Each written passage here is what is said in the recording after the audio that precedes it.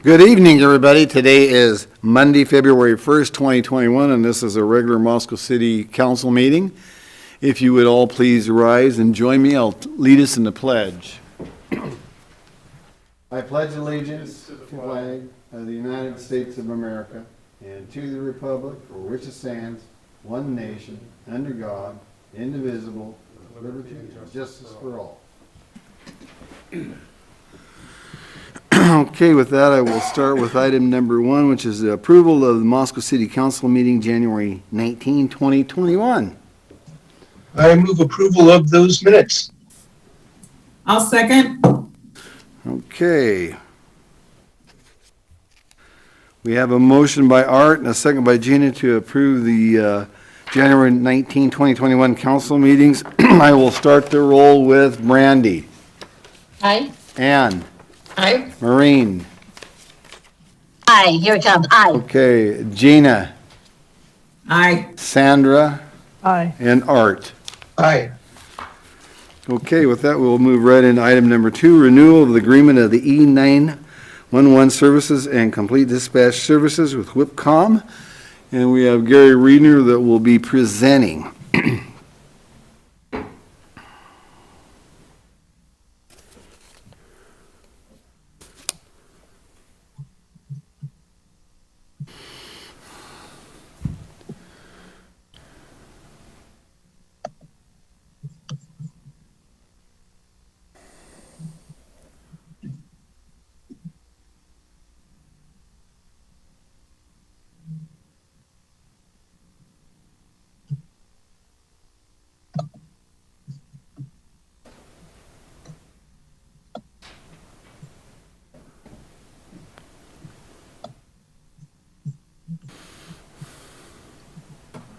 Thank you, Your Honor.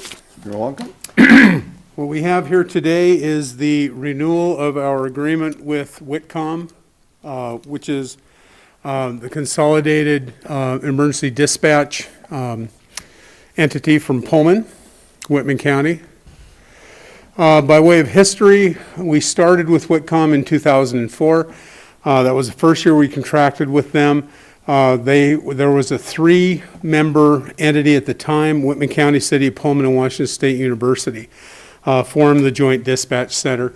We had, in Moscow, had a E911 system that we had purchased a Motorola console, contracted for our PSAP address list, and those sorts of things, and ran that for about 10 years, a little over 10 years. And it came time to renew it, and in renewing it, we went to seek judicial confirmation from the district court to determine if we could get the funding in order to replace our console and make improvements. We had a full-time dispatch center at that time. We had dispatchers and we had dispatch management, so on and so forth, housed in the police department. When we went to get judicial confirmation, the district court indicated that it is not an ordinary necessary expense, so we would have had to go out and ask the voters to vote for a bond in order for us to purchase that equipment. And at that time, council decided to seek other alternatives. We first worked with Latah County to determine if we could get into a joint dispatch center with the county. Ultimately, we entered into discussions with the county commissioners and the sheriff, even retained a consultant at that time. It was determined that that was not going to bear fruit, and we were getting to the point we needed to find an alternative. At that time, actually, Whitcom reached out to us and indicated that they had the capacity and the technology in order to provide us continued enhanced 911 services. So we negotiated with them in 2004 to provide those services. At this time, there are, in addition to the 3 Whitman County, City of Pullman, Washington State University, the interlocal agreement entities, if you will, there are 2 contracted entities, one the City of Moscow, we were the first one, and then Asotin County followed us a little later time. Services are also provided to the Nez Perce tribe through Whitcom. The current agreement was renewed in 2016, and it expired on December 31st, 2020. We have been in negotiations for the better part of a year, mostly trying to determine how we were going to deal with some issues that Whitcom was facing. Those issues included some leadership issues as well as turnover and a reduced staff. So part of it was a funding issue, that sort of thing. So we had worked with the other entities, Asotin County and the three interlocal agreement entities for the better part since March, I believe, in negotiations on how to continue to fund Whitcom in a fair manner. Previous to the agreement that we have now, we were paying a certain amount of money, and then an escalator would increase that usually by 3% every year. So this explains some of those costs. If you look at 2004 to 2007, we paid $377,000 per year. It was a flat fee for those 3 years. And the reason it's 2007 and 2007 is it was actually an agreement that ran from June 1st through, so it didn't match the Washington's fiscal year nor ours, but that was just the date that had been used. So 2007 to 2009, there was a 2.5% inflationary adjustment built in. The first year was $410,000. And then in 2010, the first year was $443,000. A 3% inflationary adjustment was built in for those 5 years. In 2016, which was the agreement that just expired, it was $514,000 and a 3% inflationary adjustment on top of that through 2020. So the, just give me half a second here. The last year of that agreement, which was last year, it would have been $578,556. So we utilized that as a model for negotiating into the 2021 year. Whitcom had some funds that they were continuing to dip into. So the $607,213 was the amount that was negotiated for 2020. And as you can see in 2022, it goes to $712,911. That increase, or those increases, are based on the calculation of the budget itself. As you can see, 21.25% of the Whitcom budget goes to each of the two contract entities, and I'll explain that in a moment. So those fee structures have been discussed. The initial, they talked about call volume, talked about population, talked about square miles. There are all kinds of models to determine how to, the most equitable way to split up the cost of running Whitcom. And in addition to that, the three interlocal agreement entities provide in-kind services to Whitcom. So WSU provides some services, as does City of Pullman, as does Whitman County. So there are 5 entities in Whitcom, including the 2 contracted entities, which, by the way, in 2015, when the agreement was renewed, at that time we had previously had an ex officio membership on the Whitcom board, a non-voting membership. In 2015, that changed to where the City of Moscow and Asotin County became voting members on that. So that was a benefit for us as well. So one of the initial discussions had to do with, well, if we have 5 members in Whitcom, 2 contract entities and the 3 ILA partners, then why don't we just take the costs of running Whitcom, divide it by 5, and we each take an equal share of 20%. At that time, staff reviewed the services that were provided in kind by the ILA members, and it was determined that about 2.5% of the budgeted cost of Whitcom is provided in kind by those entities. So City of Moscow and Asotin County provide no in-kind services to Whitcom at this time. So it was determined that in order to equitably credit those 3 ILA members, that 2.5% of the budget should be split between the 2 contracted entities, Asotin County and City of Moscow. So what happens now, 21.25% of Whitcom's budget, whatever the budget is set at, is assessed to Asotin County and assessed to the City of Moscow. So the remaining 58.5%, I believe that calculates up to, is given to the ILA members. So they split that out amongst themselves. But for purposes of our contract, they're treated as Whitman County, just a single member. So this agreement, there were some other things that we wanted to have in the new agreement. One of those was because we are now not at a set amount, but it is subject to the budget, that we wanted a greater say on the Whitcom board. So we've been negotiating that. We weren't able to get that job done in time for this renewal, but the three ILA partners, because it is an interlocal governmental agreement, they have to vote on that to allow additional expansions into the board, and they have not met yet. But we would go, hopefully, from one voting member to two voting members.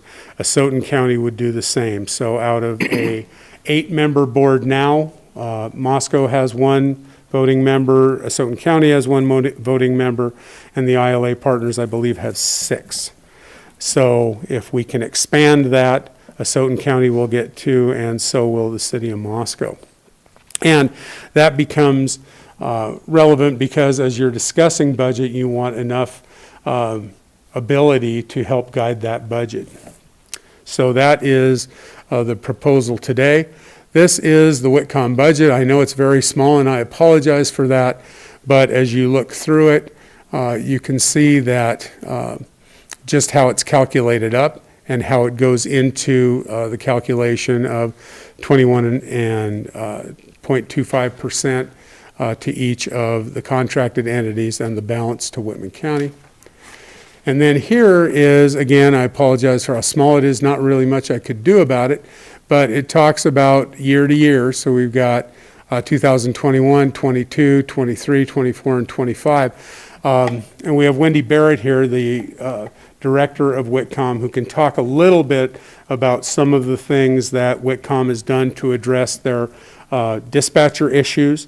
And as you recall, back in the spring, and I gave a report to council back in June, that when the director of Whitcom left Whitcom's employ, Roger Lemire, our captain of patrol, who had experience running a dispatch center when he was previously with the city of Lewiston, we loaned him over to Whitcom part-time to help them get back on their feet. Since that time, Wendy interviewed for the job and was appointed director of Whitcom. But as you can see here, if you look up here, these are the percentages, and I'm sorry, I said 58.5, it's actually 57.5% that goes to the Whitman County entities, or Washington, Whitman County entities. You've got Moscow at 21.25 and Asotin at 21.25. So if you start going down in the budget, you can see that the number changes. I'm sorry, can't even read that myself. But this is the 2021, and as you can see, it goes up to 717,000 in fiscal year 22, and then it levels off after that. So as balances come forward, additionally, there are currently the Lapway also, or excuse me, the Nez Perce tribe also contracts with Whitcom for dispatch services. And as that moves forward, if that contract continues to be successful, in other words, if those services are provided, then each of these entities, the 3 ILA entities, Asotin and City of Moscow, will see a commensurate proportional reduction in the amount that we pay for Whitcom. So it just adds revenues to the budget and allows us to reduce the amount that we pay in proportionally. So with that, what we have today is we have a 2-year agreement, and hopefully we will have a new agreement, hopefully by the end of this year, if not before, if the ILA entities will allow us those additional board memberships. So we want that additional seat on the Whitcom governing board. We would like a multiple year agreement. We want as much predictability as we can. The entities have discussed 5 years. They wanted 2 years at the new funding model in order to see how that works. but we may be comfortable enough in the first year that they want to extend that, so we'll determine. We just didn't want to run short. And there's a standard calculation of yearly fees. So it's built on the budget. As soon as the budget is passed, we know what fees are going to be charged for those services. So with that, I'm happy to answer any questions. There was, when I presented to Public Works Finance, there was a question brought up about, because the Whitcom agreement expired, should we have something in the agreement that as long as you're negotiating, it would be extended? We inserted that in the agreement, although our discussions with Whitcom the whole time knew we were going to be renewing, so there was never any question that we would continue with Whitcom. It was just a matter of getting all the ducks lined up. I believe Asotin County still does not have a signed contract for a year, if I recall. So, Gary, before we take questions for you to the council, I'd actually like the Executive Director, Wendy Barrett, to get up here and talk for a few minutes. So Wendy, if you'd please come up here and address us. You can kind of give us a little synopsis of what you folks do so everybody gets a chance to see that. All right, well, good evening, everyone. I'm Wendy Barrett. I'm at Whitcom. I've actually been there for 20 and a half years, just been the director since July, but I've moved up through the ranks, so I kind of know how it goes. I'm still learning a lot when it comes to budget and that kind of thing, but we've got a financial services officer who's teaching me. Roger Lanier was amazing. Thanks, Roger. He's out in the hall. We're moving forward. We've got, we have a couple trainees getting ready to go out on their own. We've got a couple more applicants who are just finishing up the background process, with a couple more a little bit behind them. So we're making progress. You know, training it's a long training process. It's 6 months to get somebody that, once they're hired and through the background process, it's 6 months in training. It's not fast. There's a ton that dispatchers have to know. And, you know, we've tried changing our training program, doing different models, various, things to try to speed up the process. It's still 6 months. So, it's a lot of responsibility and it's a lot to know. So, I mean, we're actively working towards it. It's just unfortunately not a fast process. So, Well, being a dispatcher for an emergency system is a tough job anyway, because it's a high pressure. You got to be able to do things at a split second thinking, and it is tough for those. So, Wendy, thank you very much for that introduction. I wanted people to get a chance to see who you were, and so we may very well bring you back up here and ask questions. Before Wendy leaves, anybody up there got a question for Wendy before I turn it back over to Gary? Any counselors? I don't see any hands up. okay. Okay, thank you, Wendy. We'll bring you back up if there's questions for you. Okay, questions for Gary. This saw at Public Works and Finance. Who would like to start? Randy. What is just the timing and the status of Asotin County? Are they on board with this? Yeah. What we were asked to work with Wendy on developing an agreement, and Asotin County is using that as a template as well. But yeah, they've all voted on it, and the funding, I assume you're talking about the funding mechanism. Yeah, that's all been agreed to by the partners. Okay, so we couldn't end up in a situation where Asotin County decides they find some other solution, and then we're responsible for double the amount. There's always the question, for 2 years, we will have what we have before us today. There are no other viable alternatives at this time. You always hear about joint dispatch centers being discussed, but it hardly ever happens. Most entities stick with the dispatch center they have. We've had a really good relationship with Whitcom, and Asotin County also is very satisfied with the service. So I don't suspect that there's going to be any change in the near future. I guess another way to ask it is, if we sign on to this, we are agreeing to 21.25%, not not Not 43%. potentially. Yeah, what would happen, it would have to be recalculated, but if one of the, say Asotin County were to drop out, there'd be a recalculation, we would still have a proportionate amount. Instead of 21.25, it would probably be 26.2 or something like that, as it's split more evenly among the 4 remaining partners. However, it's not an issue. as No, you that's not an said, issue because it's today. taken care of for the next 2 years. And then I have another question too. Why in those projections, even though this is only looking at 2 years, 3, 4, and 5, why does it level out there? I can't recall. Okay, that's okay, Roger, do sorry. you want to talk about, field that?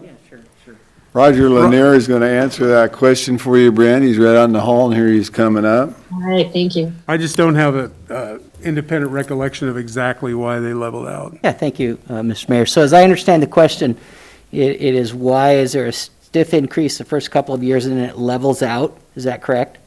Yes, So one of the things we were trying to address when we came up with a funding model was something that was repeatable each year. And also, we knew, especially if you look at the ILA organizations and what their increase is going to be, it's a big hit. So to try to soften that blow, we took the increase and only implemented half of the increase the first year, and then the other half plus the second year's increase the second year. And then after that, you're just on the escalator increase of 3% or whatever the finance group decides to escalate it. So you're absorbing half of the first year increase, the second half plus the second year, so that's why it seems so steep right up front. Does that help? yes, 100%, thank you. Okay. Thank you, Roger. Okay, who else? Sandra? Thanks a lot. I just have a couple quick questions. One, I'm wondering, because I couldn't quite read Gary's chart, how much of the budget is dedicated to overtime? You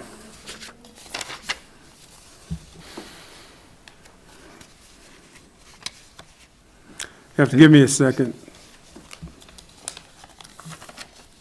Wendy, is that something you know? You come on up here, Wendy, if you want to address it, and over here again. We're going to have Wendy address that, Sandra. Without looking at those documents, I believe it's 300,000 for 2021, and then it goes down a little bit each year. Like, I think 250 next year. You know, as we continue to get more employees, it'll go down every year. And that's for the total budget, Sandra, not the Right. Moscow side of it. Right. Hey, Wendy, while you're there, I had one more question for you, if that's okay. Sure. Because I know you've been working really hard on getting more dispatchers and evening that out.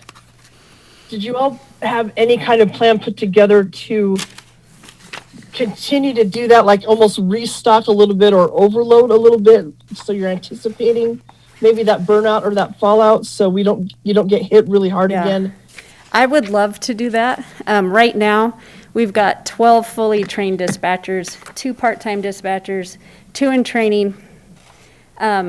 We should have 22 dispatchers. So once we get up, higher towards 20, that may be something that we can, discuss, but right now, we're just trying to get up to full staff.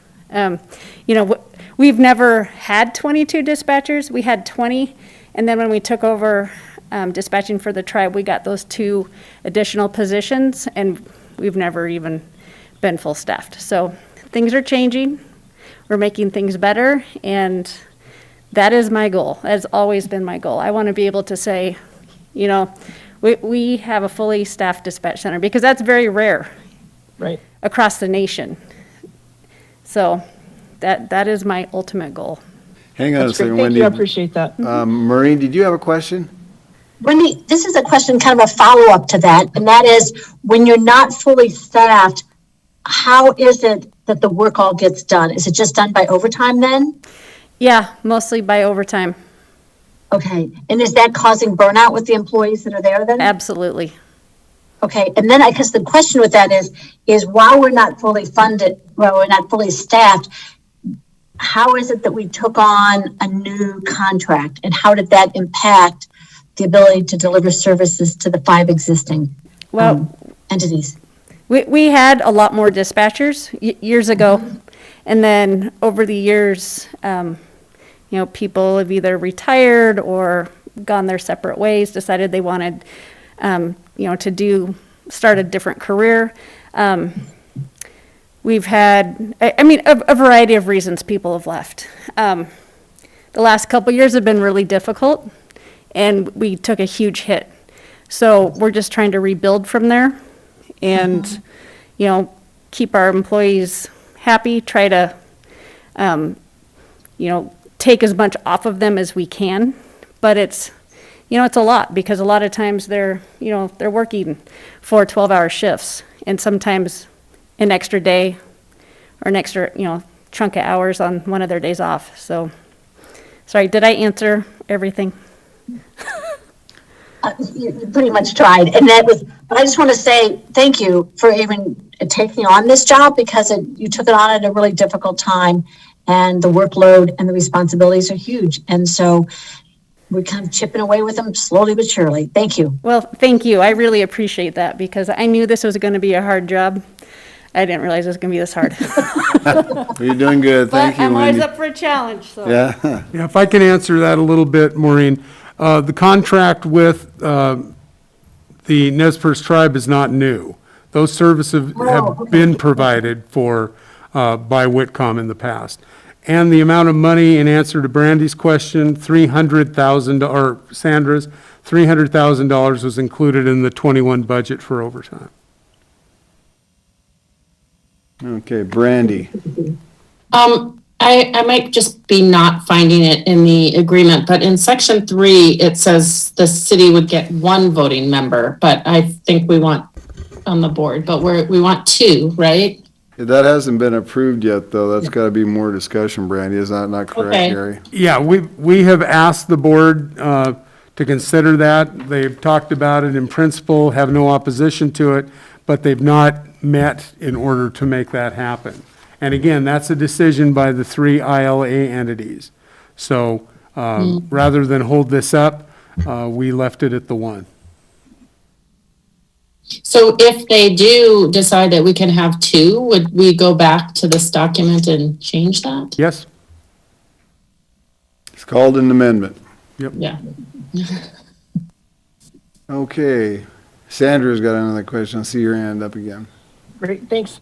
And I don't know if this one's answerable or not right now, but do we know or have any kind of idea about how much time is actually allocated toward Moscow in comparison to the other groups that are part of Whitcom? Are we all getting the same amount, or is Moscow smaller and more time might be spent either in Pullman or Whitman County? Do we know that?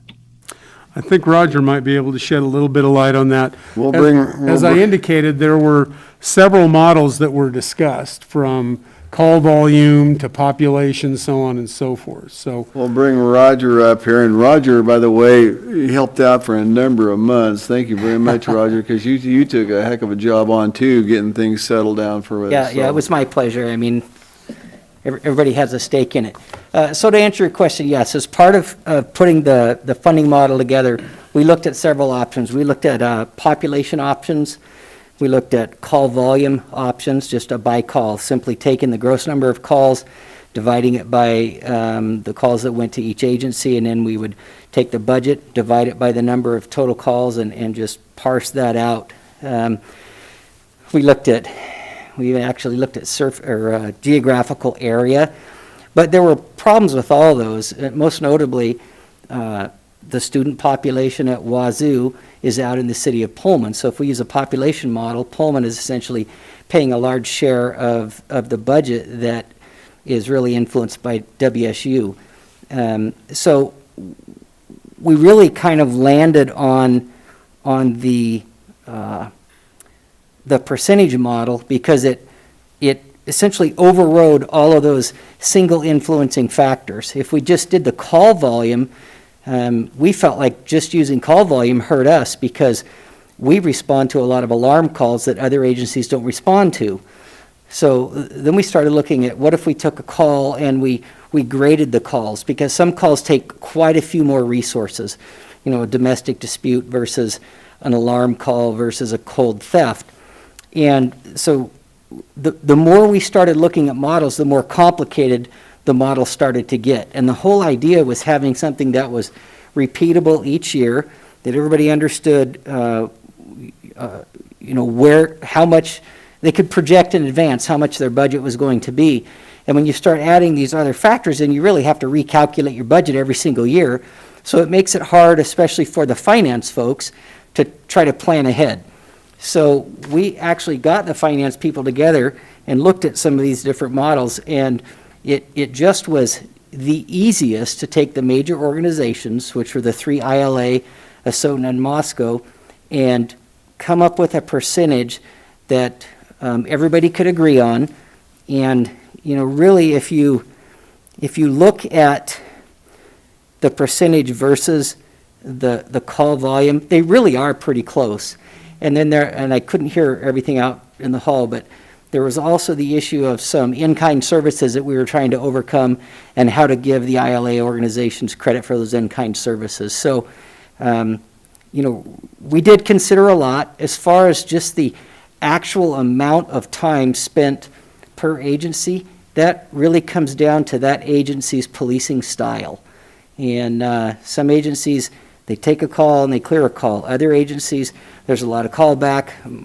Moscow, because of our community-oriented policing style, we really do ask the dispatchers to make a lot of phone calls for us. The tribe, who is a contract entity, that's a lot of the consideration that we're using, trying to figure out that contract is, how much services do you use? But for the 5 ILA, or the 3 ILA organizations in Moscow and Asotin, we decided that by far just the straight percentage was the easiest, most repeatable, and most equitable for each agency. Thank you, Roger. You bet. Thank you. Thank you again, Roger, for being huge in helping us work through this. Okay, other counselors. Arthur, I haven't heard anything from you tonight. Well, everything's gone the way I wanted it to, and I don't really have any questions. I'm just in favor of moving it forward and getting a contract in place that's predictable over several years and benefits everybody. Okay, I see Ann had her hand up. Ann?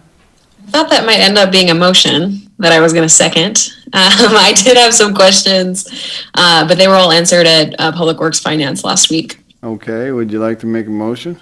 I would, but I don't have the agenda in front of me.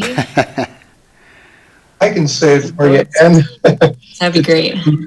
approve the agreement of the E911 services and complete dispatch services with Whitcom from January 1st, 2021 through December 31st, 2022. Second. Okay, so we've got a motion by Art and a second by Ann to approve the agreement of the E911 services and complete dispatch services with Whitcom from January 1st, 2021 through December 31st, 2022. With that, I'll start the roll with Gina. Aye. Sandra. Aye. Art. Aye. Brandy. Aye. Ann. Aye. And Maureen. Aye. Okay, we've got a new contract. Thank you very much. Thank you, Wendy, for being here and giving us the explanation of the tough job that you have, as well as your staff, and Roger Lanier, of course, for being a huge part of that. Thank you very much. Okay, with that, folks, we'll move on to item number 3, which is ordinance amending Title 5 of Moscow City Code with addition to Chapter 19. We've got Kyle Steele, and I think Tyler is out there as well, but Kyle, I will let you take off, sir. Good evening, Mayor, councilors. Can you hear me okay? Yes. All right, so just a little bit of background for those that are watching that may be unaware.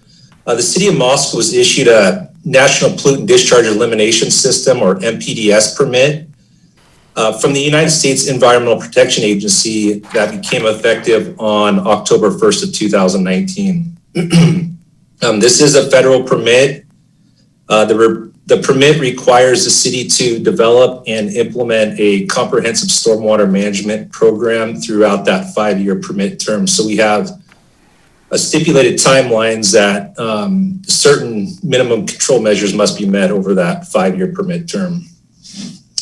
As we have discussed over the last several years and at the council workshop last February, where we discussed the findings of the comprehensive stormwater user fee study that we conducted with Aspect Consulting out of Yakima, the city currently has few revenue sources and funding mechanisms to operate the existing stormwater program. Due to increased maintenance and tracking requirements, increasing capital needs, and regulatory requirements of the new MS4 permit, securing additional funding and implementing the recommendations that we identified in that user fee study is going to be essential to make sure that we can comply with the permit. So before you today is a proposed amendment to Moscow City Code Title V by the addition of Chapter 19.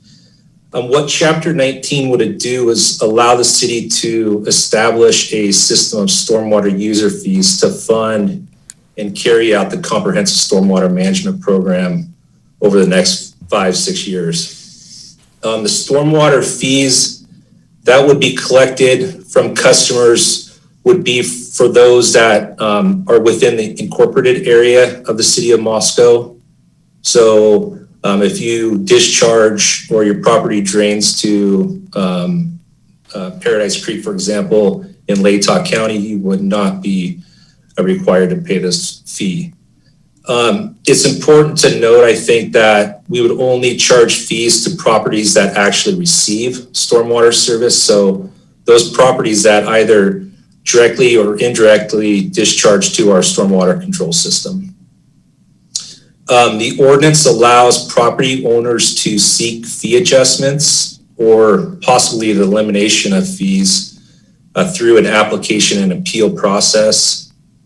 And it also prohibits the city of Moscow from using the stormwater user fee revenue to pay for non-stormwater related city costs.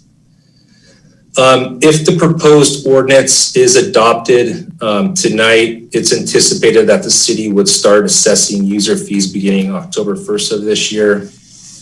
And as I pointed out at the committee meeting last week, failure by the city to comply with this federal stormwater permit would subject the city to civil and potential criminal penalties under federal law. And so with that, I think Tyler had a few items he would like to point out for you, and then we'd be happy to stand for any questions. So thank you. Okay, Yeah, thanks, Tyler. Yeah, Your Honor, counselors, it's great to be here tonight. I think Kyle really covered it pretty comprehensively. As he indicated, this isn't something we sign up for. It's not something that we raised our hand and said, hey, look at us, look at us. It's something that we have been designated by the EPA as an MS4 under the phase 2 of the stormwater permitting. This started decades ago for larger entities. You know, we're going back into the 90s was when this started. And so larger cities have had these in place for a long, long time. Cities like Boise, Spokane, any of the larger cities, they started large and kind of worked their way down. And it's our turn now.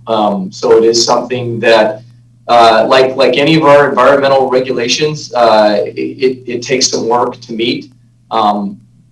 So we're committed to doing that work. It's something that we're all committed to making sure that we minimize our impact on the environment. None of us want to have a detrimental impact on the receiving water bodies for our storm system. One of the things that we really have worked hard on that I would like to point out is that from the get-go, we really tried to make this as lean as possible and be as creative as possible to accommodate this with existing staff as much as we possibly could. And so within this utility, we went through and built what we thought was a pretty lean utility from the get-go, but the messaging from the mayor, council, and from our administration has repeatedly been, take a pencil to this. Let's figure it out and work to make this as efficient as we possibly can make it. And so what the proposal that we've worked on really is a result of that, a lot of work. And then last spring, as we prepared for a October 2020 launch, as you all know, we had COVID come along. And while COVID was, that situation resulted in a desire for us to postpone. We were asked by the mayor to look at postponing the implementation of this utility. And so that's something that then Kyle and his staff were tasked with taking a hard look at and figuring out what we could do, because the thing that didn't get postponed with our permit did not get postponed. And so we are still under the same requirements and the same timeline to meet all of the provisions within our permit. And we just have tried to do everything we possibly can so that we can now cram 5 years worth of provisions we have to meet into the remaining 3 years on the permit. And we feel like we've done some good groundwork so that we can do that. And a lot of credit to Kyle and his staff and the work that they did on this, and then also to our city attorney, Mia Bautista, who really did a lot of great work helping put this together. But this is a result of many years of work. This has been something that's been on the horizon for quite a while for the city of Moscow. And I think that we've got a good plan, and it's something that we can implement and meet the provisions that have been provided us by the EPA in this permit. Thank you, Tyler. A few comments that I would like to make, and of course, last year in February of 2020, and I did a State of the City, and I made an announcement then about this user fee for stormwater, and I really don't like him to be blunt about it, and I said it at that time, but we really don't have a choice on this because it's a mandate that's coming back down from the EPA. And at that time, we had a figure that we were saying that this was going to be something that would be like $9 a month for somebody, for an average homeowner. And they had not figured out what the business model would be for businesses with big surfaces, such as malls like the East Side Mall or the mall out here on the west side, and various businesses. That will be something else. That was one thing. Second thing is that this money will be used only for this stormwater utility that we need it for, nothing else. There'll be no monies out of this used for anything else. And so that's something that we have got to account for in an accounting way, and of course we will. Now, with that being said, yes, last year we were going to start this effective October of 2020, and I requested that we hold this for a year because of the COVID and the tough times that we didn't have any idea how this was going to affect people, and we wanted to wait a year. Now, with that being said, this permit ends April the 3rd of 2024, and there's 180 days before the actual expiration of it. So, yes, we are on a time clock of getting this to happen and making it work for us, and we will. And Tyler, I've got no doubt that Kyle and your team, and that's with you, Tyler, will get this underway and make it moving forward so that we can complete this in a timely fashion and be incredible with our credibility with the EPA. Okay, with that, before we get, I do have a few folks out here in the audience, and so I would like to ask if there's anybody out here that would like to have any public input at this time. I'd be more than happy to hear for what you think. If you want to come up, you can give us your name and address and tell us what your thoughts are on it.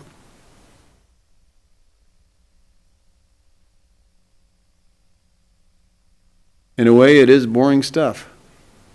One of those things that we have to do. Okay, I see no one coming up. Okay, with that, I'll turn it over to council. Who wants to start it?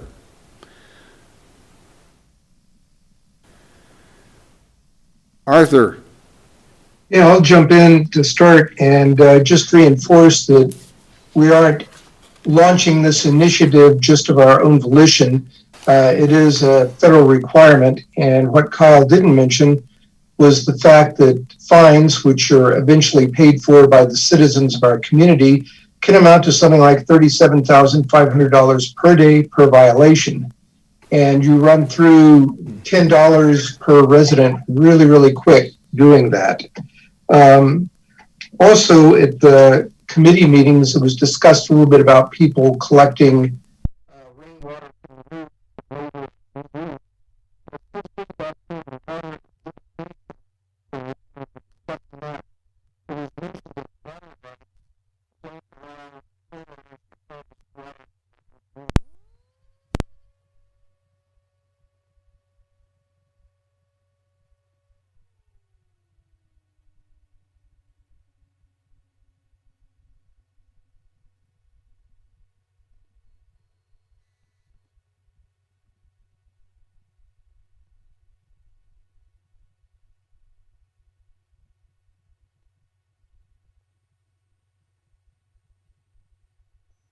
and our surface waters is really an important thing to do environmentally. Hey, before Kyle answers that question, Art, I just want to make this one point again. Kyle had brought it up in his presentation. As this fee comes out for homeowners, there is an appeal process. If for whatever reason you want to look at it as a homeowner, or you think you're getting gouged for whatever reason, there is an appeal process that can be brought forward. Okay, with that, Kyle, I'll turn that so you can answer that question Art had. I may have to defer to Tyler or Mia. I'm not exactly sure if rainwater harvesting on your property is allowed by the state of Idaho, but I could definitely look into that. Tyler. Types of regulations in Idaho, but I'm not sure exactly what those apply to. To my knowledge, Art, we're still able to do rainwater harvesting. It is something that's being looked at, but we will look into that and verify and circle back with you. To my knowledge, that there hasn't been any legislation prohibiting that at this point, but I know there were some conversations. Yeah, as I recall, it was a question somebody brought up, and looking for water recycling, purple piping, all kinds of other things, and it got heavy into Idaho and federal water rights issues. Okay, thank you, Art. Other counselors? Gina, I see you have your hand up. I think Ann had her hand up before me. I'm happy to wait. Go ahead, I'll come to Ann next.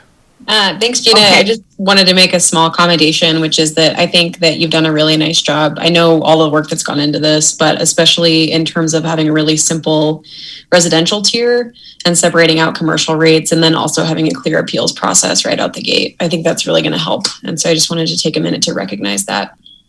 Thank you. And now Gina. Thank you.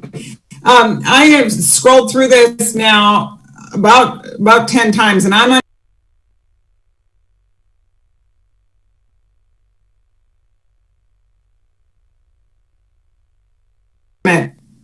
is there a base fee? It's based on what? So Help us, please. I think for the business tier, Gina, it's based on the actual amount of impervious surface that is existent for the business. And so some businesses, maybe, half of an equivalent service unit. And so they might have what would be lower than an average residential unit because they just have less impervious surface. So if you have a business that really doesn't have a large lot or any driveway to speak of, and it's just a roof area. And so those are all being calculated individually. And one of the things that we're really committed to is good outreach on this. We've got letters that we've got queued up that we hope to start sending out later this week, depending on the action of the council tonight.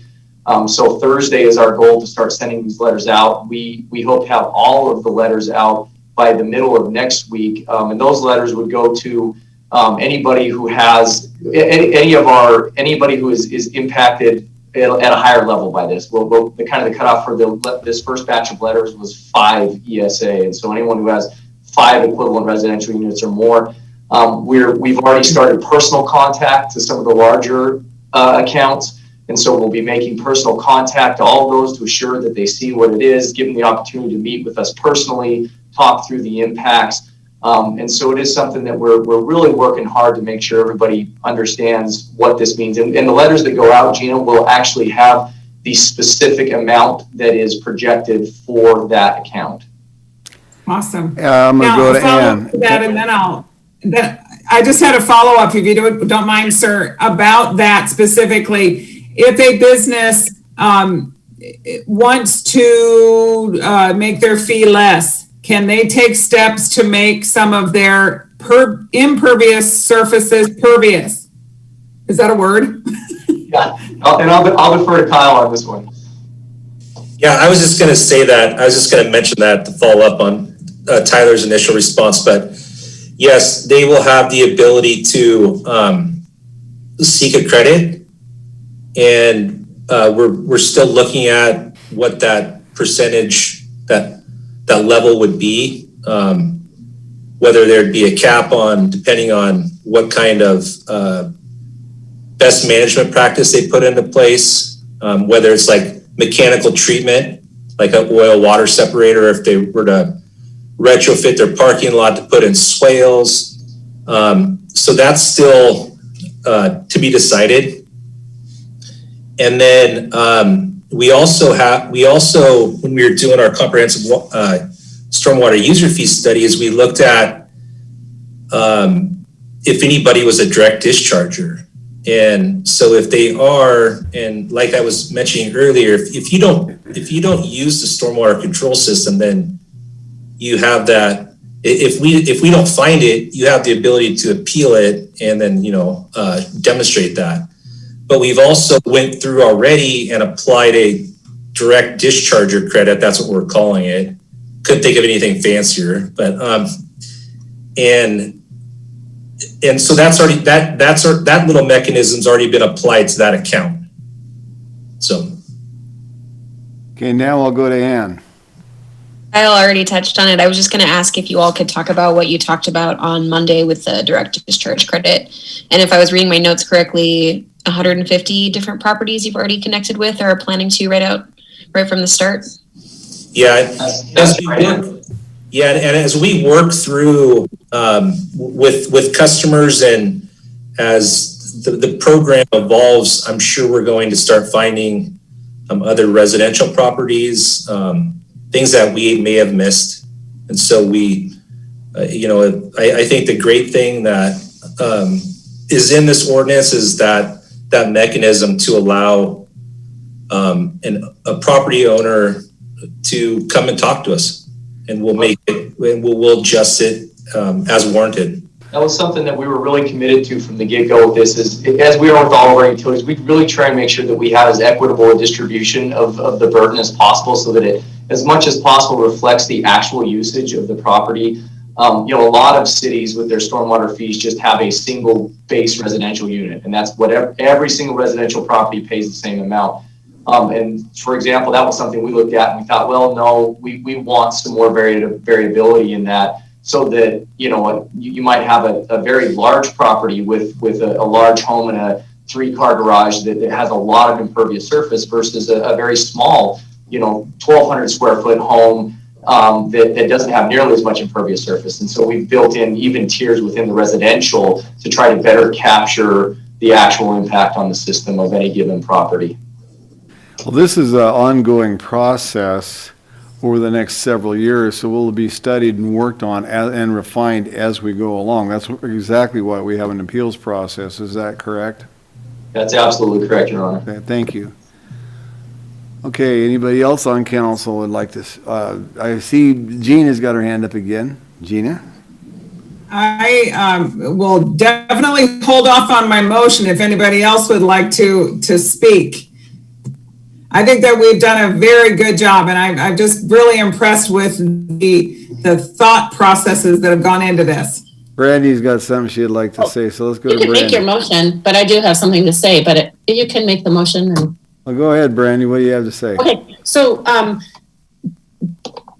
I know this has been said in multiple different ways, but I'm just going to say it in one other way as well, that with the it's not a permit that you go out and you get. You are sort of, in a way, served with a permit, and you cannot opt out. You can't say, no, thank you. So I just want to say that in a different way, too. There is no choice. We have to come into compliance or face all the fees that Art mentioned. And I really appreciate that, the mayor and the council kind of lopped a year off for all the work that you staff have had to do. And I know that must have been very difficult. And when you look in depth at all the things that the city is required to do, there's 7 different major activity areas. This is not something that can be managed quickly. And I imagine that's why they give you 5 years and you're having to pack it into 4. So it really, if anyone wants more information about everything that really needs to be done to be in compliance, it's in there in the packet. It's a pretty impressive amount of regulations and activities that you have to implement to be in compliance. So Brandon, there's a comment I want to make, and it has concern with the EPA, and boy, if we had an opportunity to say no, absolutely would say no, there's no doubt about it, but I believe it was either year 2007 or 2008, and Gary Reed, you can correct me on this, but we actually got fined by the EPA, and it seemed to me like it was $130,000. Is that correct, Gary? $135,000 for violations. We exceeded the Mpdes permit at the wastewater treatment plant at the time, water reclamation and reuse facility. And at that time, I was council president, and I got to share with you, boy, it was gut wrenching. I couldn't hardly stand it. So, but on the flip side of that, it's something that we needed to correct and we needed to work on, and so that's what we're doing. We're being good neighbors, we're being good citizens about doing this, but it was, I felt in a way at that time that we didn't have time to do something about it. That's how I saw it as a counselor. So this action tonight is something that will prelude something down the road that could be a problem for all of us. And that goes right back onto the city. If the city pays for it, it's the taxpayers who end up paying for it. So we need to be diligent in how we do it. Okay, now I'll go back to you, Gina. Yay. Okay, Your Honor, I move that we approve the ordinance under suspension of the rules requiring 3 complete and separate readings, and that it be read by title and published by summary. Ann. Second.